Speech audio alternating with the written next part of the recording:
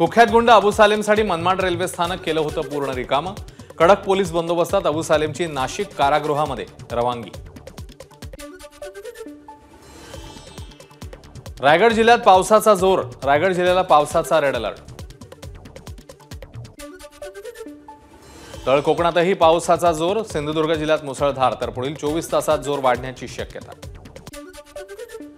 कसारा घाटात रेल्वे मार्गावर कोसळली दरड, मुंबईकडे येणाऱ्या तिसऱ्या रेल्वे मार्गिकेवर दरड कोसळल्यानं नाशिकहून मुंबईकडे येणाऱ्या गाड्या मधल्या मार्गिकेवर वळवल्या। नंदुरबार जिल्ह्यातल्या 2 महत्त्वाच्या तालुक्यांना जोडणाऱ्या चांदशैली घाटात पुन्हा दरड कोसळली, कोणतीही दुर्घटना नाही, मात्र वाहतुकीवर परिणाम।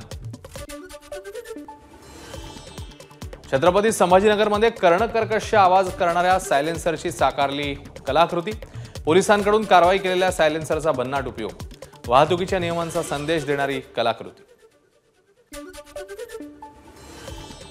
आषाढी वारी करून संत गजानन महाराजांची पालखी बुलढाणा जिल्ह्याच्या प्रवेशद्वारावर, सिंदखेड राजाजवळ पालखीचं उत्साहात स्वागत। संत गजानन महाराजांची पालखी 11 तारखेला शेगावी विसावणार। अहमदनगर जिल्ह्यात डेंग्यूच्या रुग्णसंख्येमध्ये वाढ, आठवडाभरात 13 नवीन रुग्ण, तर एकूण डेंग्यू बाधितांची संख्या 83वर। हिमाचल प्रदेशमधील रामपूरला ढगफुटीचा फटका, 6 जणांचा मृत्यू, 53 जण अद्याप बेपत्ता। चंदीगड मनाली मार्गावरील वाहतूक 10 तासानंतर पूर्ववत, भूस्खलनामुळे झाली होती वाहतूक बंद। दक्षिण पूर्व चीनमध्ये पावसाचा हाहाकार, पुरामुळे मृतांची संख्या 30वर, 35 लोक बेपत्ता असल्याची माहिती। एबीपी माझा, उघडा डोळे बघा नीट।